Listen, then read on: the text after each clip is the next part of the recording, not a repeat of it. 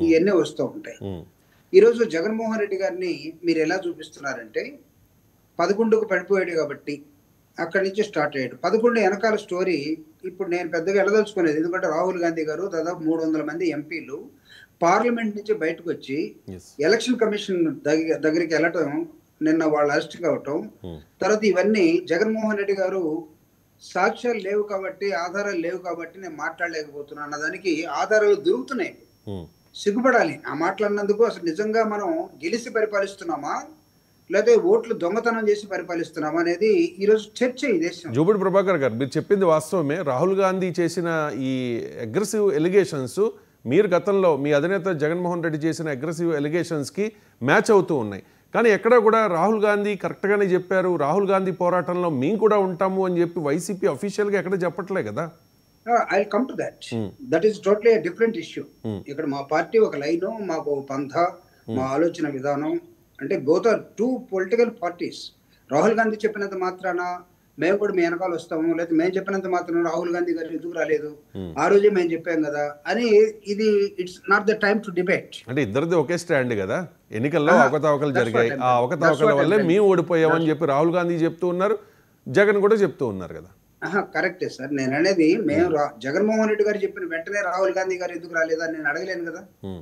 రాహుల్ గాంధీ గారు నాకు ఒక 6 months పెట్టింది ఒక స్టడీ చేయటం కోసం. ఒక కేస్ స్టడీగా తీసుకున్నాను, ఎంపెరికల్ డేటా ఉన్నది. ఎలక్షన్ కమిషన్ వాళ్ళు చేసినటువంటి నిర్వాహకం ఈ దేశంలో అది ఒక దొంగల ఆర్గనైజేషన్గా ఎలక్షన్ కమిషన్ అక్కడ ఉండిపోయింది అనే దానికి మేము తర్వాత మా లైనంటే మేము వస్తాం. But when comes to the Pulivendula election అంటే అక్కడ అన్నారు కాబట్టి నేను చెప్తున్నాను. It's continuation. ఎలా ఉంటాయంటే మనం పాలిటిక్స్ లో ప్రతి అంశాన్ని నిర్దిష్టంగా మాట్లాడకుండా అన్ని జనరలైజ్ చేసుకుని వెళ్ళిపోతే మాట్లాడచ్చు. మీరు ఇచ్చే 10 నిమిషాలు నేను ఆ విధంగా గడపచ్చు. But when it comes to the political election పులివెందుల్లో ఎలక్షన్ ని మీరు నిజంగా పాలకపక్షంగా లేకపోతే గంభీరంగా మీరు ఉర్రూతులిగిపోతున్నటువంటి 164 కూటమి ఎలక్షన్, ఇవన్నీ కూడా మీరు తేలిపోయినటువంటి దొంగతనంగా గెలిచారు అని చెప్పడానికి ఈరోజు ప్రతి ఒక్కరూ సాహసం చేస్తున్నాడు. ఎవరైనా ఆ మాట మాట్లాడకుండా మేము న్యాయంగా గెలిచామని ఈ రోజు కూడా చెప్పట్లేదు. ఎందుకు చెప్పట్లేదో రావాలి, కూటమి వాళ్ళు బయటికి రావాలి. అదే తరహాలో ఈ పులివెంద ఎన్నికలను కూడా వాళ్ళు ఏం చేయబోతున్నారంటే భయభ్రాంతులను చేసి, గతంలో కుప్పంలో చేశారు కదా. It's not the comparison. I mean compare చేసే టైం కాదు ఇది. ఎందుకు కాదండి, సందర్భమే కదా. అప్రస్తుతం కాదు, అసందర్భం కాదు. గతంలో చేస్తే వైనాట్ కుప్పం అన్నారు. చంద్రబాబు నాయుడు గారు ఇలాకానే కొట్టే ఆ కంచుకోటను బదులు కొట్టే ప్రయత్నం చేశారు కాబట్టి ఇప్పుడు వీళ్ళకి అవకాశం వచ్చింది, వీళ్ళు చేస్తూ ఉన్నారు అనుకోవచ్చు కదా. నేను అక్కడికే వస్తున్నాను రవిశంకర్ గారు. ఒకవేళ మేము అది చేసి కుప్పాన్ని కాన్సన్ట్రేట్ చేసి దానివల్లే మాకు 11 వచ్చాయి అనుకున్నాం. You're also going to do the same thing అనుకుంటే అది నా తప్పైతే ఈరోజు మీరు అదే చేస్తున్నారా? రేపు మీరు అక్కడికే రాదలుచుకున్నారా? కాదు. ఈరోజు మీకున్నటువంటి అధికార దర్పం కానీ లేకపోతే మీరు తీసుకున్న ఛాలెంజ్ కానీ ఏదో ఒక విధంగా జగన్మోహన్ రెడ్డి గారిని పులివెందుల్లో ఉన్నది కాబట్టి, ఒంటిమిట్లో ఉన్నది కాబట్టి జగన్మోహన్ రెడ్డి గారిని ఓడించాలి అనేది మీ ఆలోచన విధానం. దానికి ప్రతిపక్ష పార్టీగా కౌంటర్గా మేము ప్రజల్లోకి వెళ్తాం, ప్రజా ఉద్యమాన్ని నిర్మిస్తాం, ఎడ్యుకేట్ చేస్తాం, ఓటర్స్తో మాట్లాడతాం. ఆ క్రమంలో మీరు పెట్టినటువంటి నిర్బంధాలు ఏదైతే ఉన్నాయో, మీ పార్టీ పెట్టిన నిర్బంధం ఏదైతే ఉందో, ఈరోజు ఫ్రీ అండ్ ఫెయిర్ ఎలక్షన్ జరగటం కోసం ఈ టైంలో వైఎస్ఆర్ కాంగ్రెస్ పార్టీ ముఖ్య నాయకులు అన్న వాళ్ళందరినీ కూడా మీరు హౌస్ అరెస్ట్ చేశారు. మన ఇద్దరం డిస్కస్ చేస్తున్న సమయంలో అక్కడ ఉన్నటువంటి సతీష్ రెడ్డిని హౌస్ అరెస్ట్ చేశారు. మీరు చెప్పిన అవినాష్ రెడ్డిని అక్కడ మీరు అరెస్ట్ చేశారు. There are so many leaders they have been house arrested now.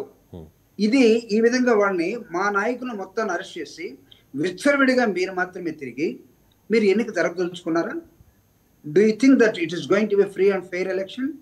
అక్కడ అనలిస్ట్ గా ఉన్నటువంటి మస్తాన్ రావు గారు కూడా దీని మీద చెప్పాల్సిన అవసరం ఉంటుంది. ఎందుకంటే ఇప్పుడు మనం 2019 ఎలక్షన్స్ లో అని చెప్పుకునే క్రమంలో మీకు చిన్న ఒక జోవియల్ గా ఒక హింట్ ఇచ్చి నేను వదిలేస్తాను. ఇక్కడ ఈ డిస్కషన్ మిగతా వాళ్ళు కూడా పార్టిసిపేట్ చేయగలరు.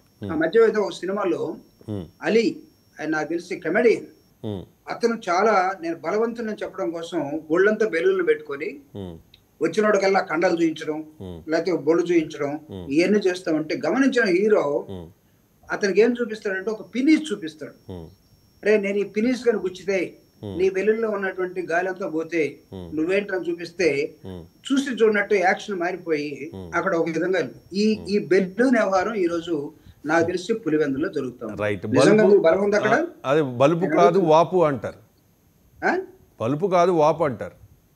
అది బలుపు కాదు వాపు అంటామా, లేకపోతే దౌర్జన్యం అంటామా, లేకపోతే దుర్వినియోగం అంటామా? రైట్, అలీని బాగానే ఎగ్జాంపుల్ గా తీసుకొచ్చారు. కానీ ఆయన మీ పార్టీ మాజీ నాయకుడు కదా, మీరు ఒక పోస్ట్ కూడా ఇచ్చారు ఆయనకి. ఆ తర్వాత ఎందుకో మరి వైసీపీకి రిజైన్ చేసి బయటికి వెళ్ళిపోయిన పరిస్థితి. రైట్ అండి, ఒకసారి మస్తాన్ రావు గారితో కూడా మనం మాట్లాడదాం. క్షమించాలి, మోకా ఆనంద్ సాగర్ గారు